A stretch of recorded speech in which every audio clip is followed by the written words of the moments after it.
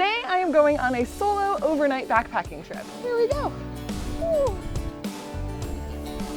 A lot of you have told me that you are interested in solo backpacking, that the whole thing seems kind of scary.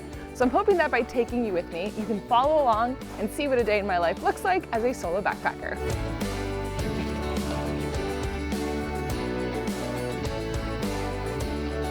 Come on in. It is so beautiful. First we must get out of here. Okay, let's leave. Time to go. This is my show, gosh darn. Thank you so much. Thank you. We're here. I gotta pee. Okay, so we have arrived at the Rachel and Lila Lakes Trailhead. I weighed my pack, and my pack weighs in at about 25-ish pounds, a little under, which is actually pretty great considering that is with food and water and all of my camera equipment. My pack is actually a little bit lighter than it usually is, and that's because I'm not carrying a couple of key pieces of gear that I normally bring, but more on that later. We're gonna start hiking. Here we go. If you're ever hiking alone and you kind of like don't know if you're doing it right, always make sure that you are checking these signs at the trailhead. They're gonna give you a ton of information. So like this one here, obviously tells us which passes are allowed, reminds you to leash your dog, gives you all of the Alpine Lakes Wilderness regulations, and then of course, the permits. This part is for me and gets attached to my pack, and this part gets dropped in there. Right. We are finally hiking. I use a Garmin GPS watch. I also use a Garmin InReach satellite communicator. So I start my watch so that I can track my route, and that helps me kind of keep track of where I am on the trail, which especially when I'm solo backpacking, helps me feel a little bit more confident in what I'm doing. So that is the first lake we'll come to, Rachel. And then we are camping past Rachel at Lila. I know there's lots of other people out today. I'm kind of hoping that I have some company up at the lake because I do really like solo backpacking when there are other groups around. There's something sort of fun about getting to experience a place with other people that you're not there with. All right. Such lovely little flowers. You can really tell that trail crews were here recently.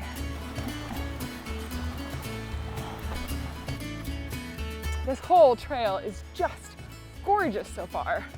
Oh my God, I've gone half a mile. Oh my gosh, I have to move faster. One thing I find when I'm backpacking solo is that I tend to move at a very variable pace. Like sometimes I'll go really fast, sometimes I'll go really slow. I think a lot of that has to do with the fact that I can just go whatever speed I want. I'm not relying on anybody else.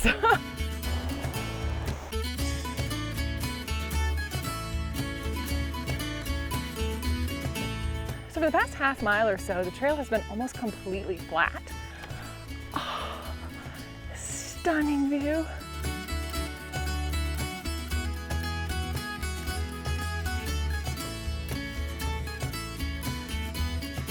We are going to take a quick pause right here to eat a snack, take a look at the map, and put on some insect repellent because these mosquitoes are not letting up.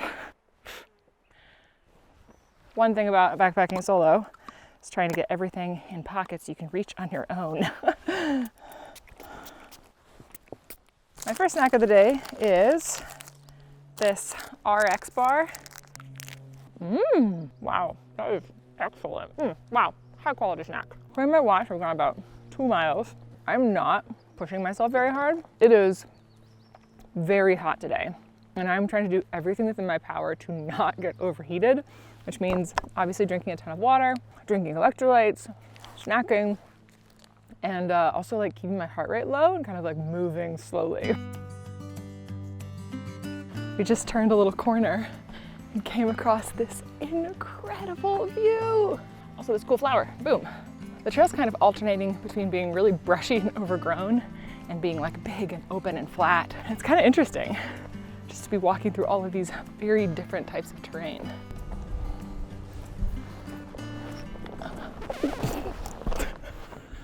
I was like trying to get a cool shot. Hit my back on the log. Oh my golly. Gosh, look at the, oh, beautiful. What are these beautiful flowers?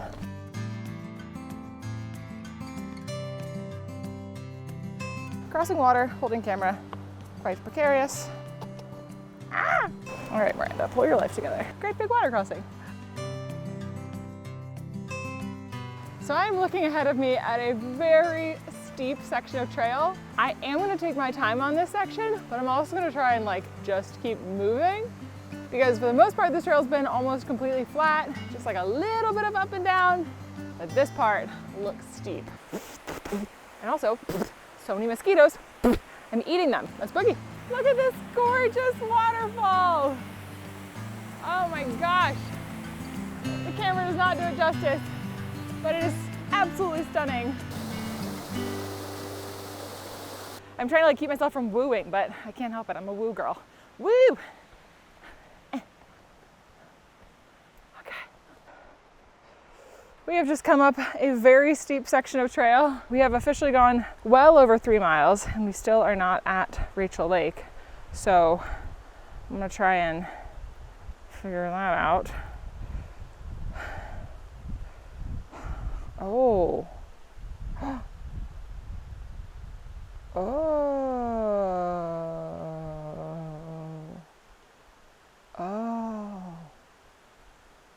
Right. Okay, so here's our map.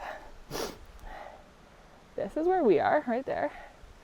This is Rachel Lake. I thought that Rachel Lake was halfway between the Trailhead and Lila Lake, but if you go up here, that's Lila Lake. So by the time we get to Rachel, we're like almost at Lila.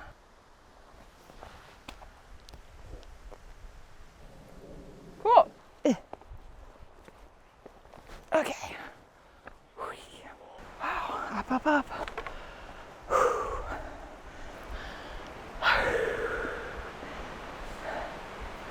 It is hot.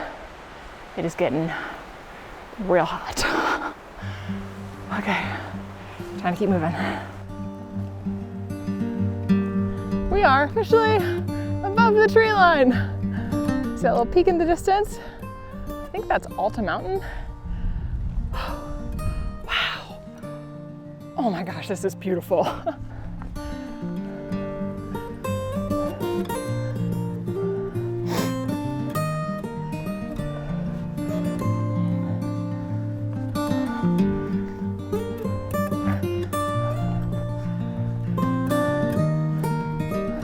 I'm getting pretty tired, very thirsty, but I'm fairly certain that we are about to get to Rachel Lake.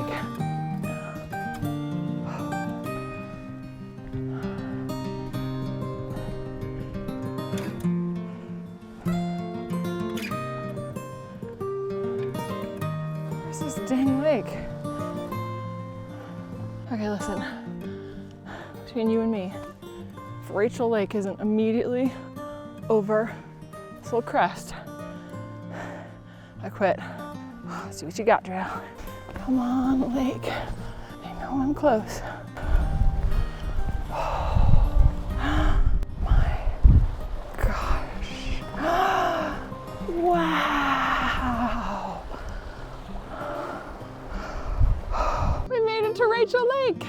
Oh, this lake is stunning. I'm gonna take some time to rest here, eat a little bit more, filter some water, and just appreciate this beautiful lake.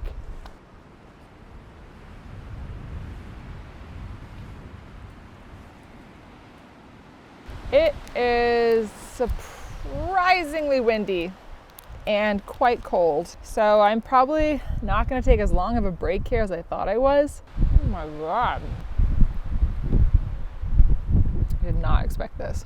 I pulled my Garmin InReach out. There's a lot of reasons that I love a Garmin InReach Mini as a solo backpacker, but one of them is this ability to get like a weather report. So I just requested a basic weather forecast. You can probably see, I don't know if you can see on that screen. I'm just gonna leave this sitting here. Hopefully it brings in a weather forecast.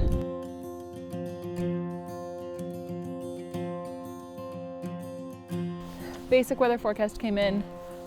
Just says 57 degrees, precipitation 0. Let's keep going.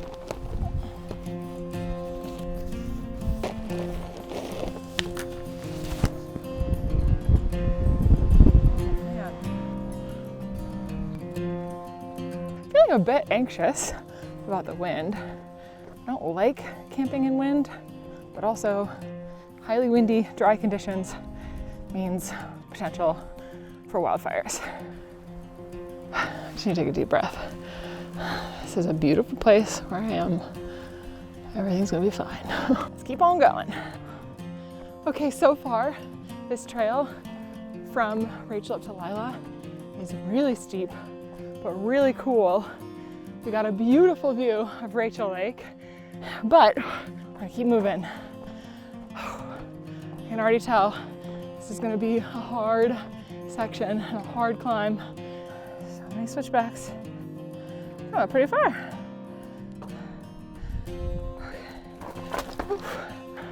Oh, a sign. Onward.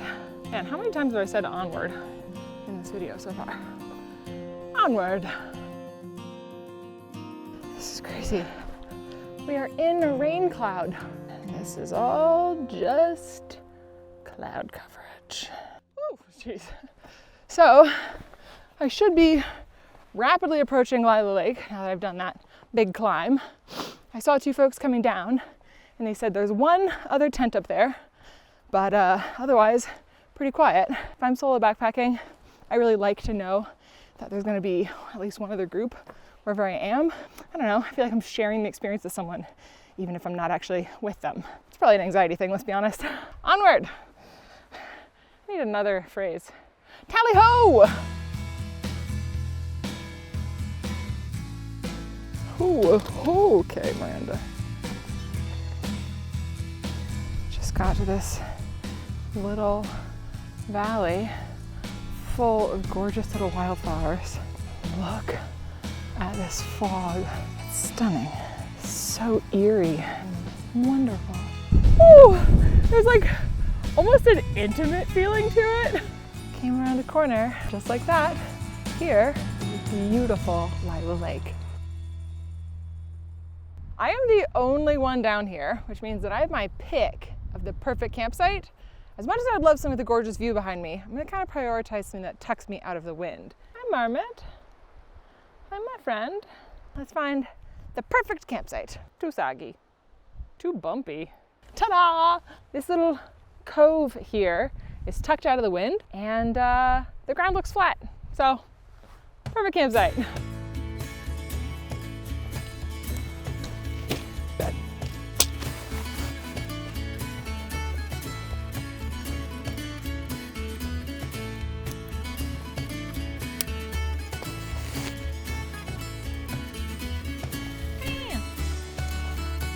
More steaks. Steaks.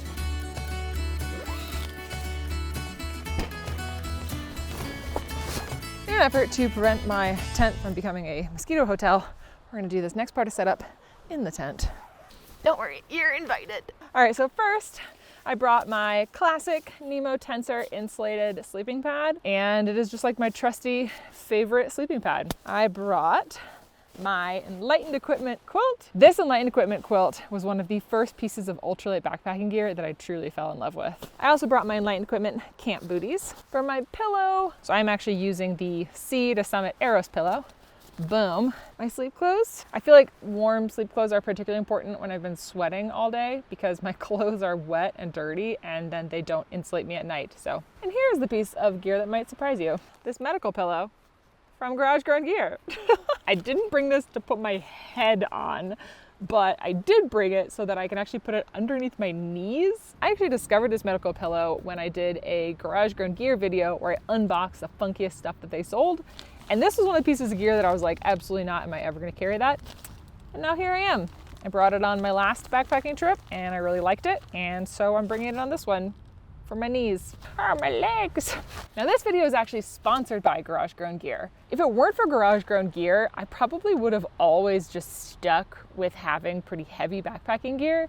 But ever since discovering Garage Grown Gear and getting the chance to work with them, my backpacking kit has slowly started to become a balance of ultralight cottage gear and then some of my like heavy luxury items that I've loved for a long time. And that is really all thanks to some of these cottage brands and Garage Grown Gear for introducing me to ultralight backpacking gear Not just like the big stuff, but also small things like this or like these. Little things that can make a big difference in my comfort on trail because my pack is lighter, as well as my comfort at camp. Enough yammering. Let's montage setting this stuff up.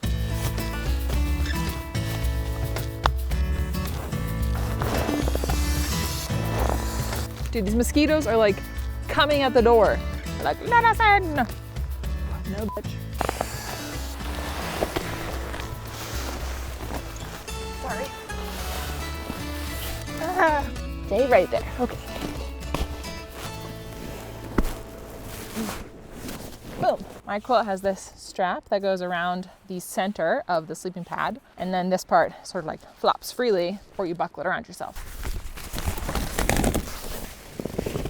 When I am setting up all of my stuff, I like to stuff the stuff sacks into other stuff sacks so that I have like a stuff sack of stuff sacks.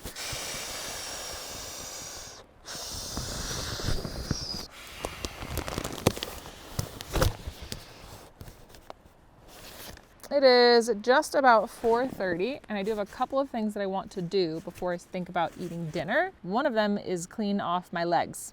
How does one human being get so filthy? Dirt, insect repellent, sunscreen, sticky, sweaty. Clean it off. It feels so weird to be cold. It's been so hot where I live and just kind of across Washington. Man, up here it is chilly.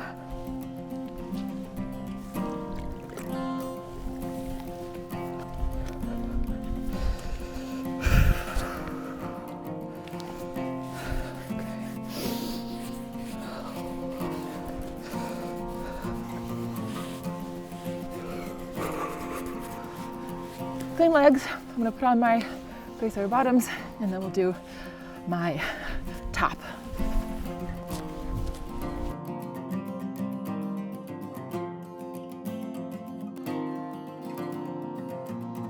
It is about 6 p.m. I think, and I'm gonna start thinking about eating some dinner. I have also made some modifications to what I am carrying for food based on the high risk of wildfires. Namely that I did not bring a stove. My plan is to cold soak everything. So I have some dehydrated refried beans. I also have this little packet of salsa from Salsa Queen and some tortillas. And then for lunch tomorrow, I think I'm gonna do this Farm to Summit Thai carrot slaw. This is a cold soak like meal from Farm to Summit. Let's rehydrate our beans. That's my beans. Oh.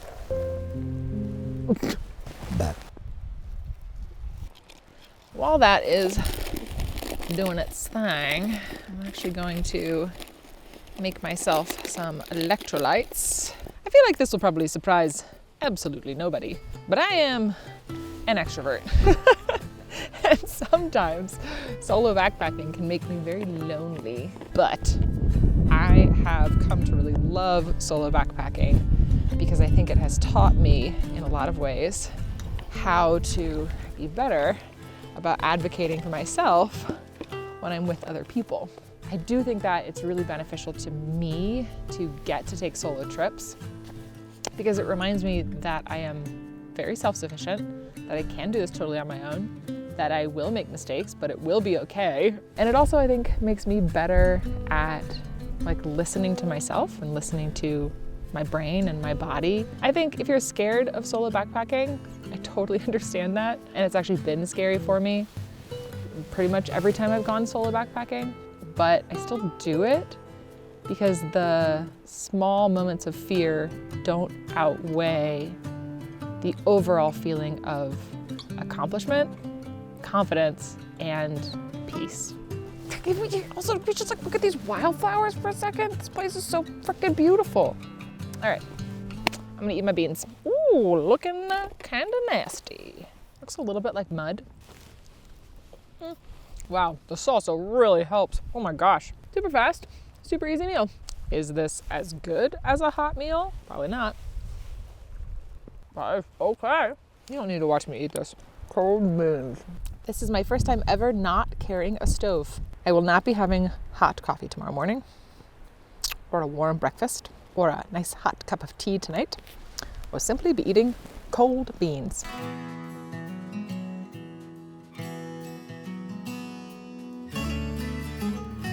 It's time to start getting ready for bed.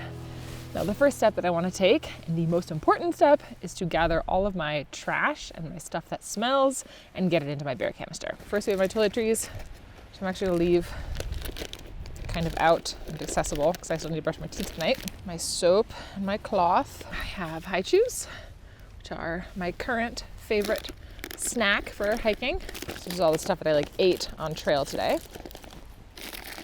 Chapstick, lotion, on there, sunscreen. Now, even unopened packets of stuff like Element or electrolytes, these also have to go in your bear canister. Any food or something with a smell.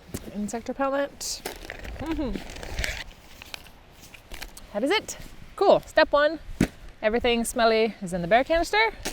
I don't need to fully seal my bear canister just yet because I still need to brush my teeth and stuff, but I at least know that I've done a full check on all the pockets of my bag. I am filtering about 1.5 liters of water before I go to sleep. That way I have water when I wake up in the morning, I have water to drink at night. Actually gonna, water bottle, run away. Okay, oh golly. Okay, everything's chaos. It is such a perfect night. Oh my God, blue sky. See, look at it. Can you see it? Oh my gosh. We have maybe 30 minutes before the sun sets, so I'm just gonna draw for a little bit. So I have here a tiny, inexpensive sketchbook that actually has nothing in it except for a drawing of a can of Topo Chico that I did. And then I have a couple of different colored pencils, and I have all of this stored in one of these Hartford Gear Co. pouches. This is obviously going to take a while. I won't make you watch the whole time.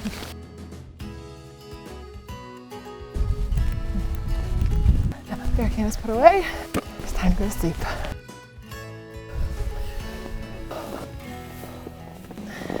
Come on in. I have my clothes that I hiked in today. My cool cloth, in case I need that. Very sweaty tank top. Over here I have my water filter.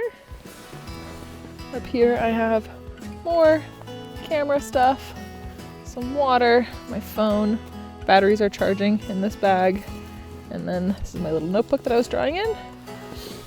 Over here I have my Garmin InReach, more camera stuff, more water, my stuff sack, and then my pillow. It's trying to eat itself out of the sack. There we go. So yeah, quite cozy.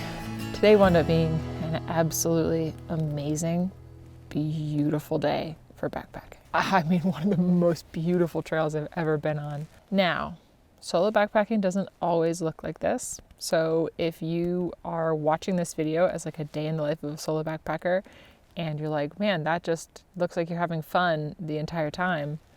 But frankly, I wasn't having fun the entire time, but also it's not always like this. Sometimes I find solo backpacking really, really challenging, whether that's physically challenging or mentally challenging or oftentimes emotionally challenging.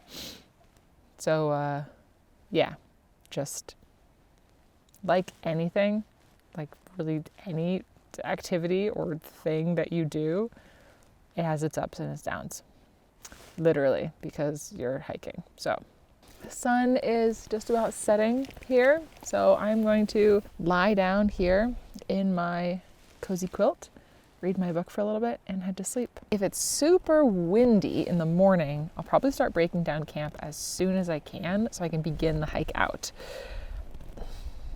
Yeah, I don't really want to stick around here if it's crazy windy, you know? So, might be a pretty quick morning tomorrow. Okay, it's time to close this door though. Oh, what the fuck are you, big ass beetle-y thing? There we go. Cozy town. All right, I'm gonna head to sleep and I'll talk to all of you in the morning. Good night.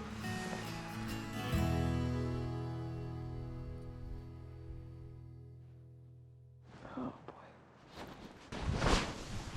Good morning! It is just about 6 a.m.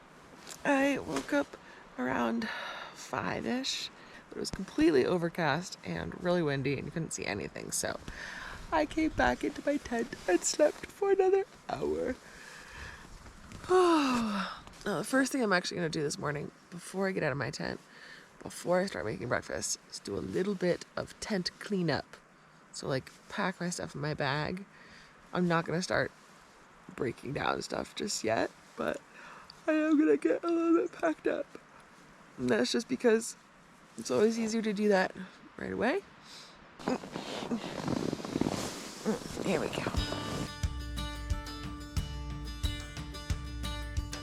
Oh my gosh, look, I opened up my tent and there's sunshine! It is time to go get my bear canister and make some breakfast. It is so beautiful. The sun shining this morning. There you are. Sunshine feels so nice. I'm gonna use my little bear can key to open my bear canister. This is from Chicken Tramper. You put it on top of the little lock thing. It makes it a lot easier to just turn it and not have to like push those knobs in. Whoa, there's like a shit ton of gnats down here. So I'm kind of sitting in a bog. We're gonna start by getting some coffee this morning. I am actually not drinking regular coffee. It's called Everyday Dose, and it's like a mushroom coffee. It does have coffee in it, but it also has like chaga mushroom, lion's mane, a few others. I have found it to be very like energizing without needing to drink a billion cups of coffee. Sweet. Yum. This is my breakfast. It is quick oats, freeze-dried strawberries, powdered coconut milk creamer, and then also white chocolate chips. We're gonna let this rehydrate.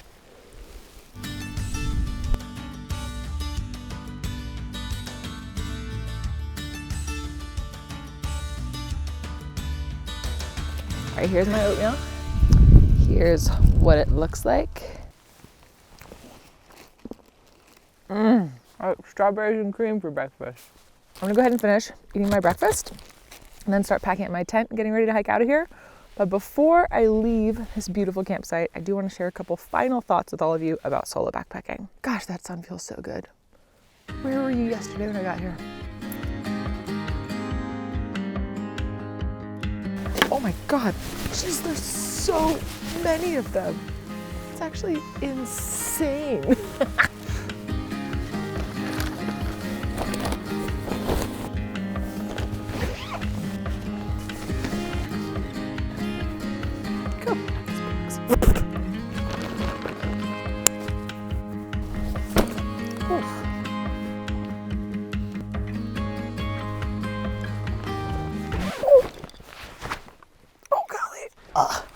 Final check. Looking good.